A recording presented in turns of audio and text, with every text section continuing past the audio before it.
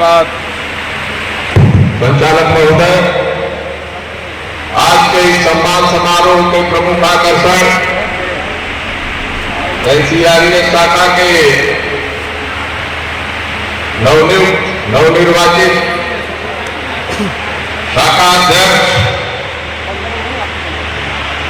सफल संचालनकर्ता श्री आशुतोष भिंगरन जी, नए शाखा मंत्री श्री रामकरण मीना जी, शाखाओं के अन्य सम्मानित पदाधिकारीगण, सबका नाम लूंगा मित्रों तो समय लगेगा, समय अभाव बोला गया है। मंच पे आसीन मंडल उपाध्यक्ष श्री गोविंद रंजन जी, मंडल संगठन सचिव श्री सुशील कुमार जी, आरएसओ शाखा के शाखा अध्यक्ष श्री आर तिवारी जी, स्टेशन शाखा अध्यक्ष श्री अजय सागर यादव जी, इलेक्ट्रिक लोकोशेड के शाखा मंत्री भाई अजीत सिंह जी, शाखा अध्यक्ष श्री दिनेश गुप्ता जी, आरएसओ शाखा मंत्री भाई आरएमपी सिंह जी, हमारे इस मीटिंग में उपस्थित विद्युत लोकोशेड एनसीआरएलयू के पूर्व अध्यक्ष, मौजूद में वर्तमान में एनसीआरएस विद्युत लोकोशेड शाखा के शाखा उपाध्यक्ष भाई मान सिंह जी, एनसीआरएस के वर्तमान में और पूर्व में एनसीआरएलयू के डेलीगेट भाई भोदल प्रसाद जी, एजीएमसी सिंगलाइन में उपस्थित हमारे पुराने साथी, बहुत लोगों को मैं जानता हूं, सबके नाम का उच्चारण करूंगा तो समय लगेगा मित्रों, लेकिन प्रयागराज मंडल की तरफ से आप सभी लोगों का कोटि कोटि अभिवादन और प्रणाम करता हूं। मित्रों, एक कहावत है, कहना इसलिए जरूरी है कि नए पुराने का रेशियो अब 85-15 भी नहीं रह गया है, अब 90 और 10 का रह गया है। एनसीआरएस का जो क्रियाकलाप है आपके सामने है। 2013 का चुनाव था, 2024 में चुनाव हो रहा है। हमारे वक्ताओं ने बहुत सारी खूबियां भी बताई, उपलब्धियां भी बताई, चर्चा भी हुआ। चर्चा के उपरांत हम क्या कर रहे हैं, क्या करने वाले हैं, इसके भी लोगों ने अपनी योजनाओं को आपके सामने रखा। चुनाव आता है, आरोप प्रत्यारोप के भी दौर शुरू होते हैं, वो लोग भी शुरू कर दिए हैं आरोप प्रत्यारोप का दौर। मजबूरी होगी कि जो लोग आरोप लगाएंगे तो उन आरोपों का खंडन करना भी आवश्यक होता है, क्योंकि ये पब्लिक का मंच है। कहीं नहीं, कोई बात नहीं मित्रों, कहना ये है, आरोप लगे एक दूसरे पे, बातों को लेकर के आरोप प्रत्यारोप लगाए जाए, बहुत अच्छी बात है, लेकिन जो भाषा हो उसकी वो मर्यादित हो, ताकि इस चुनाव के बाद भी हम आमने सामने हो तो आंख चुराना न पड़े, एक दूसरे को कम से कम इस शालीनता का बर्ताव सबको रखना चाहिए। बात आती है यूनियन कार्य प्रणाली की। हम एनसीआरएस नॉर्थ सेंट्रल रेलवे एम्प्लॉइज संघ के सारे कार्यकर्ता पदाधिकारी आपके बीच में उपस्थित हैं। नॉर्थ सेंट्रल रेलवे एम्प्लॉइज संघ का एफिलिएशन NFIR से है, जिसको national federation of Indian railway man के नाम से जाना जाता है।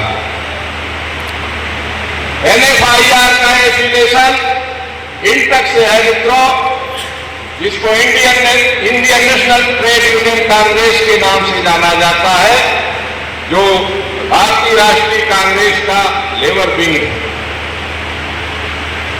स्थितियां जो एनपीएस, यूपीएस, ओपीएस की बात हो रही है, चर्चा इस पे करना इसलिए जरूरी है कि अगर कांग्रेस कहीं मजबूत हुई, विपक्ष कहीं मजबूत हुआ, तो हमारी जो ये आवाज उठ के जा रही है, इसका दबाव भारत सरकार पे है।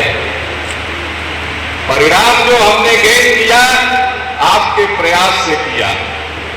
जो हम लेके आ पाए, वो आपके प्रयास से लेके आ पाए। लीडरशिप एनसीआरएस एनएफआईआर की रही, लेकिन पीछे से सहयोग आप लोगों ने किया।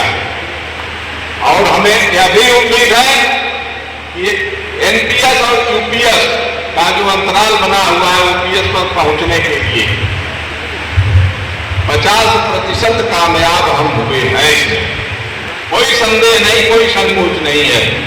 ये गारंटेड पेंशन योजना मिनिमम ही सही, लेकिन सरकार को कहीं कहीं झुकना पड़ा है। रेलवे बोर्ड, रेल मंत्रालय को सोचना पड़ा है कि नहीं, ये करना पड़ेगा। कमियां अभी कई एक हैं। आप पत्र चल रहा है, वायरल हो रहा है सोशल मीडिया पे, तो जिसके बाद आपके बीच में भी आएगा।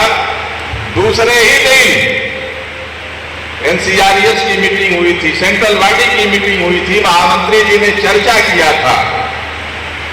चर्चा करने के उपरांत जो जो इसमें कमियां थी, सीधे उन्होंने वहां पे प्रस्ताव बनाया और एनएफआईआर के जनरल सेक्रेटरी आदरणीय राघवैया साहब के पास उन्होंने भेजने का काम किया। मित्रों, 5-6 उसमें एनामलीज है, उस पर भी एनएफआईआर एनसीआरएस गंभीर है। लेकिन जो कामयाबी हमें 20 साल के बाद मिली है, जो कामयाबी एनसीआरएस एनएफआईआर ने 20 साल के संघर्ष के बाद उपलब्ध आपके बीच में कराने का काम किया है, उस पर हमें प्रसन्नता है, हमें कहने में कोई संकोच नहीं। लेकिन सरकार के इस निर्णय से एनएफआईआर एनसीआरएस 100% संतुष्ट नहीं है। इसका विरोध एनएफआईआर कर रहा है। मित्रों, माननीय प्रधानमंत्री जी के सामने भी एनएफआईआर के राष्ट्रीय महामंत्री आदरणीय राघवैया साहब का पत्र पहुंच गया है कि इन चीजों पे, इन निर्णयों पे मतभिन्नता है, इस कमी को भी दूर किया जाए। बात हम करते हैं दूसरे श्रम संगठन की, क्योंकि बातें शुरू हो गई। लाल झंडा चर्चा हो रही। मित्रों, सन 87 का मैं मेरी ज्वाइनिंग है। इलेक्ट्रिक लोकोसेट में डी ग्रुप के रूप में भर्ती हुआ था, आज सीनियर टेक्नीशियन हूं। लाल झंडे का तब भी बोलबाला था, आज भी बातें हो रही। बगल में जेके जूट मिल है, जेके काटन मिल है, लक्ष्मी रतन काटन मिल है बगल में। दो एक ही मिलें थी, एक थी डिप्टी पड़ाव पे, एक थी ग्वालटोली में। स्वदेशी काटन मिल है, कर्टन मिल है यहीं पे। जहां जहां इन लोगों ने आंदोलन शुरू किया मन से, सारी मिलों के बाहर लॉकडाउन हो गया, जो है लॉकआउट हो गया था। कारण क्या था, वजह क्या थी, एक चिंतन करने की जरूरत है। हम श्रम संगठन करते हैं, आपकी समस्याओं की, आपके अधिकार और सम्मान की रक्षा करना हमारी जिम्मेदारी भी है, जवाबदेही भी है। लेकिन ऐसी क्रांति भी नहीं होनी चाहिए कि किसी की रोजी रोटी पे खतरा उत्पन्न होने लगे। हम बहुत अच्छे क्रांतिकारी हो सकते हैं, बहुत हम जो है तलवार भाजने का काम कर सकते हैं, लेकिन अगर आपकी नौकरी को हम सकुशल नहीं बचा सके, आपके अधिकार और सम्मान की हम रक्षा न कर सके, तो किस काम? आज स्थितियां बद से बदतर हो गई कानपुर नगर की, कम्युनिस्ट पार्टी और लाल झंडे की वजह से। रेल की स्थिति की बात कर रहे हैं, हम दावे के साथ इस बात को कहते हैं कि कांग्रेसी यूनियन है, हमारी तिरंगे की यूनियन है। आज सिविल के भी इलेक्शन होते हैं एमपी एमएलए के, तो हम कार्यालयों में मीटिंग करते हैं, लेकिन भारतीय जनता पार्टी के लोगों को नहीं बुलाते हैं, किसी अन्य राजनीतिक पार्टी के लोगों को नहीं बुलाते हैं। अगर मीटिंग होती है तो राष्ट्रीय कांग्रेस पार्टी के नेताओं की होती है, राष्ट्रीय कांग्रेस पार्टी के नेताओं को जिताने की अपील होती है, प्रयास होता है। ऊपर से हम लोगों को भी यही निर्देश मिलता है कि जिस पार्टी से हमारे यूनियन की संबद्धता है उसी के लिए आप लोग प्रयास करिए, उसी के लिए फील्ड में उतरिए। लेकिन दूसरा भी संगठन है, समीक्षा आप लोगों के सामने इसलिए रख रहा हूं कि समीक्षा आप करिएगा। अभी चुनाव हो रहे थे, लोकसभा का चुनाव था, इसके पहले विधानसभा का चुनाव था। AIRF के राष्ट्रीय स्तर के नेता लोगों की आपने भाषण सुनने का भी काम किया होगा लखनऊ के अंदर। देश के रक्षा मंत्री का चुनाव क्षेत्र है। लाल झंडे के मंच पे भारतीय जनता पार्टी का उम्मीदवार खड़ा होकर प्रचार कर रहा है और उस मंच का संचालन लाल झंडे के लोग कर रहे हैं। आपका चरित्र क्या है बताने का काम और पूछने का काम होना चाहिए। आप किसको गुमराह करने का काम कर रहे हैं? बड़ी बड़ी बातें आप करते हो, मंच में बोल रहे हैं AIRF के महामंत्री भी कि आपको यहां आने की जरूरत नहीं है, राजनाथ सिंह जी को यहां आने की जरूरत नहीं है, हम लखनऊ के एक कर्मचारी आपको चुनाव जिता के देने का काम करेंगे। विधानसभा के चुनाव में आप वही बोलते हैं, आपका जो यूनियन कार्यालय है वो चुनाव कार्यालय हो जाता है। प्रचार की सामग्री आपके कार्यालयों में रखी जाती है, रणनीति बनाई जाती है। विधानसभा के चुनाव में आप बोलते हैं डिप्टी सीएम के लिए कि ये आपका चुनाव क्षेत्र है, आप कतई परेशान मत होइए। ये दोहरी नीति क्यों? ये दो तरह का आचरण क्यों? कर्मचारी के बीच में आएंगे तो सरकार की आलोचना करेंगे, सरकार के पाले में बैठेंगे तो सरकार को जो अच्छी बात लगे वो बात आप बोलेंगे। ये जवाब भी आपको कर्मचारियों को देना पड़ेगा इस चुनाव में। इस तरह की नीति आपने क्यों अपना रखी है? गलत बयानबाजी आप क्यों कर रहे हैं? आपका एक स्वतंत्र मत हो सकता है, स्वतंत्र सोच हो सकती है, आपको यूपीएस से संतुष्टि मिल गई है, लेकिन ये थोपने का काम मत करिए। 2004 की स्थिति क्या थी, आज 2024 है, हर कर्मचारी जागरूक है। अगर संघर्ष से आप भाग रहे हो तो सोशल मीडिया पे वायरल कर दिए हो आप कि हमें वो पुरानी पेंशन स्कीम नहीं चाहिए, तो कर्मचारी भी, मैं तो ये कह रहा हूं कि आप लोग भी बोल दो कि आप भाग जाओ।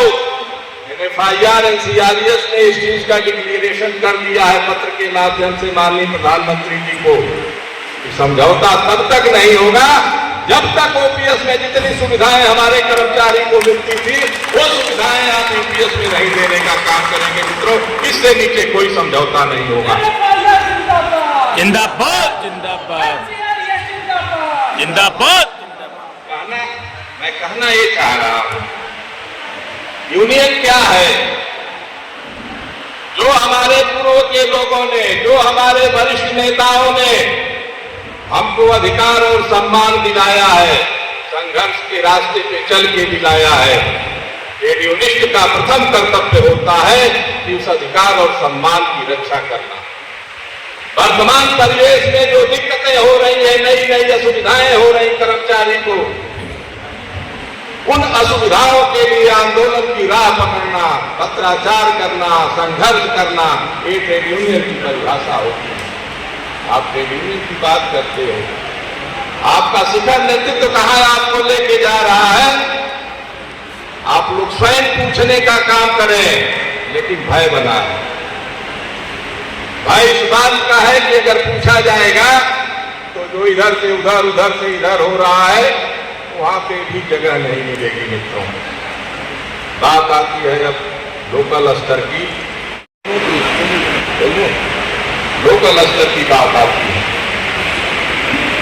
यहीं से शुरू करूं, गोविंद रंजन जी बताए थे, नाम नहीं लूंगा किसी का, लेकिन कहना जरूरी इसलिए है, एडीएमई महोदय थे, घिरा हुआ था यहीं की मूलभूत समस्याओं को लेकर के। आज भी DRF PNM थी, साइकिल स्टैंड का इशू है, पानी का इशू है, अन्य भी कई इशूज थे, एजेंडे में मेरे पड़े हैं, मैंने उठाया है। आश्वासन मिला है कि इस पे काम हो रहा है, जल्दी देंगे। सीनियर DME से भी बात की है। जिंदाबाद। उस समय का भी वातावरण था। हमें खबर मिली थी, मित्रों, मैं आया था, पुराने ही साथी थे। विस्तार से बताने में समय लगेगा, लेकिन कुल मिला के फटाक से हुआ। चार्जशीट मिली, चार्जशीट स्पंज हुई, चार्जशीट का जवाब नहीं दिया किसी ने, जिस साथी को भी मिली थी। चार्जशीट स्पंज हुई। उस समय के सीनियर डीएमई अजीत सिंह साहब थे। लगभग 2-2.5 महीने मशक्कत हुई। बार बार मैं बात करता था, बोले 2 लाइन लिखवा के दे दीजिए। हमने कहा साहब चार्जशीट लेंगे नहीं हमारे ऑफिस बेरर, ये उनकी व्यक्तिगत लड़ाई नहीं। और लास्ट में चार्जशीट स्पंज हुई थी, और चार्जशीट स्पंज ही नहीं हुई। उसके बाद हमारे लोग, महत्वपूर्ण लोग, जेईई की परीक्षा में भी बैठे थे। उस परीक्षा में भी एनसीईआरटी ने पास कराने का काम किया।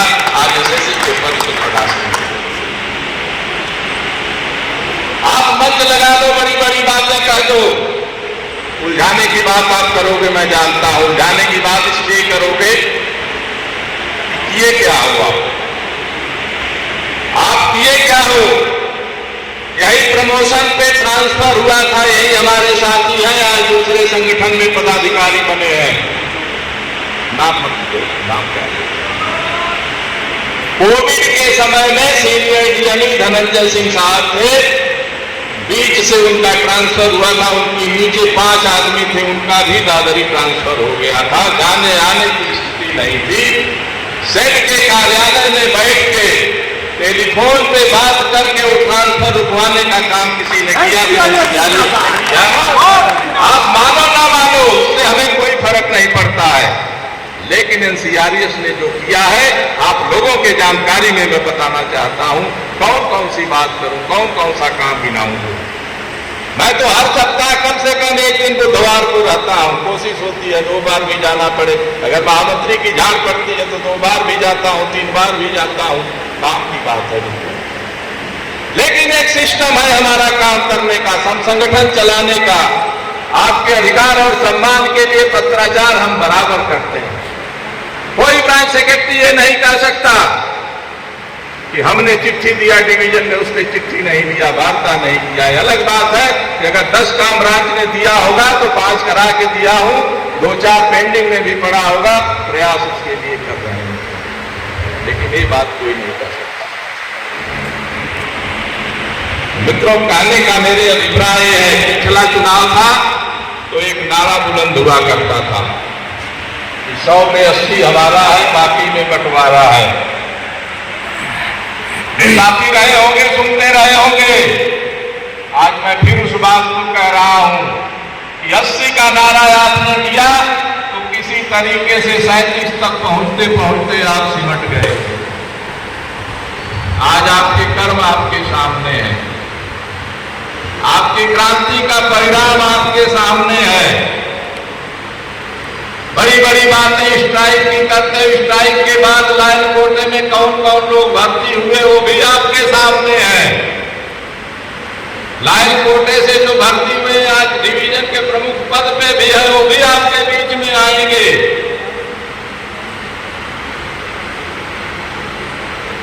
पूछने का काम आप लोग करिएगा। जानकारी तो मुझे भी है, मैं रोज गुरु नहीं बदलता हूं, रोज मैं श्रम संगठन नहीं बदलता हूं।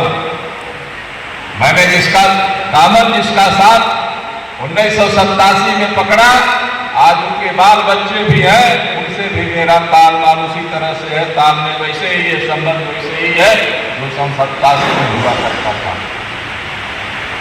विचारों की बात है, खैर इस पे कोई चर्चा करने की आवश्यकता नहीं है।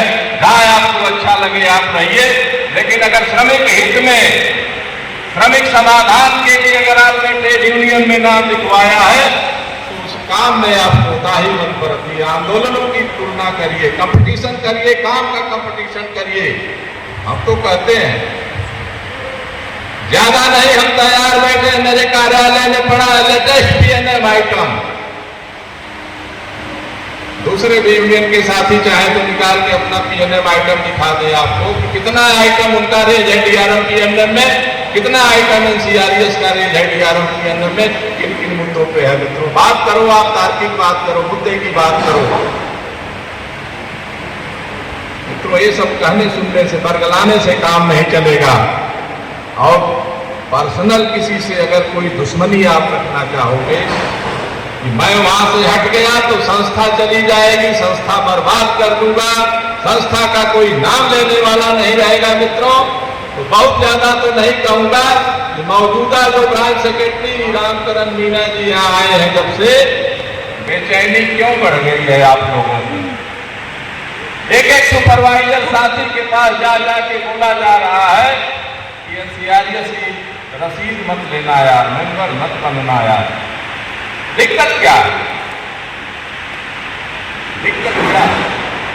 आप अपना काम कर रहे हो, हम अपना काम कर रहे हैं, आप अपनी उपलब्धियां गिनवाओ, हम अपनी उपलब्धियां गिनवाएंगे। श्रमिक आंदोलन आपने कितना किया इस कानपुर क्षेत्र में, कानपुर की धरती पे हमने कितना किया, एनसीआरएस ने कितना किया, हमको भी बताने का काम करेंगे। लोकतंत्र के जज तो आपको, फैसला तो आपको देना है।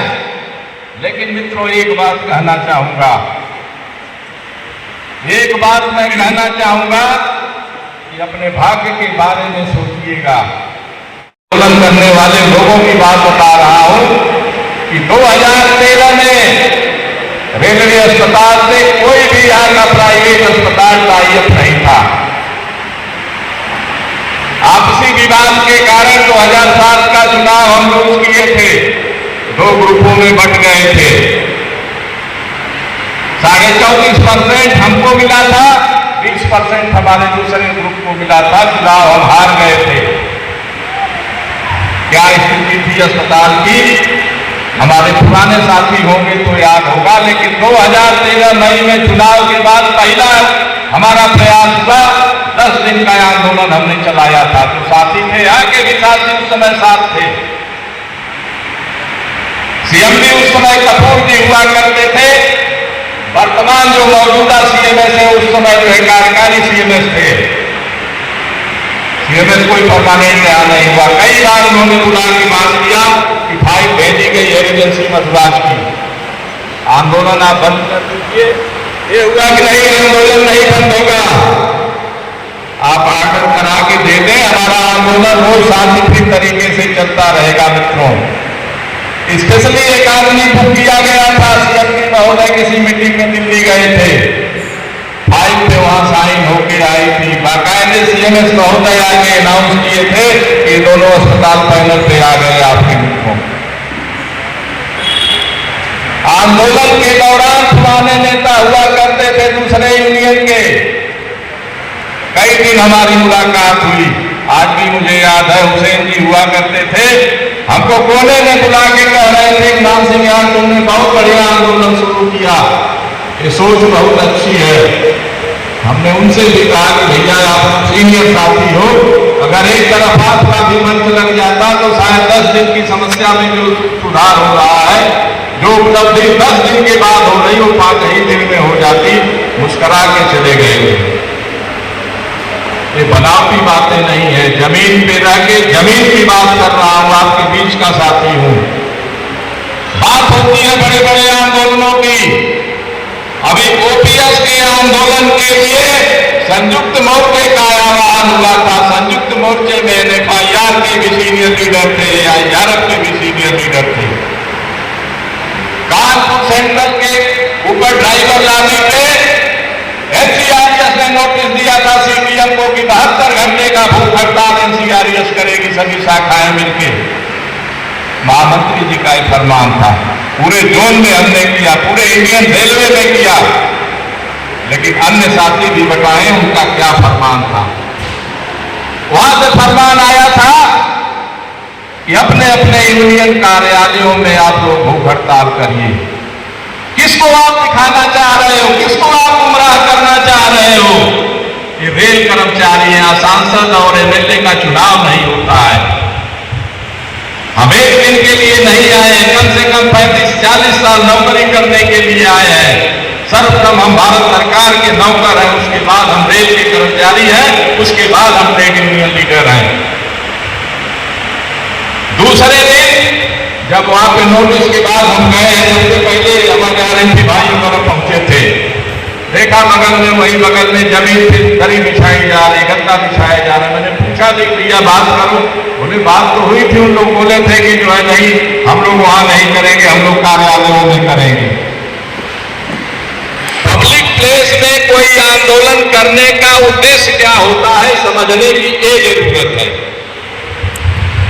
हम कोई मीटिंग करते हैं सरकार के विरुद्ध, रेल प्रशासन के विरुद्ध, तो हम रेलवे इंटेलिजेंस को सूचना देते हैं, सिविल एलआईओ को सूचना देते हैं।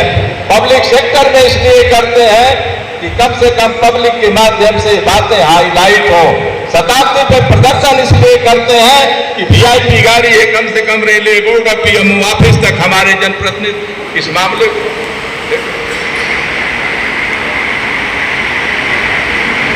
पहुंचाने का काम करें। मित्रों, संक्षिप्त कर रहा हूं, लेकिन मित्रों अफसोस होता है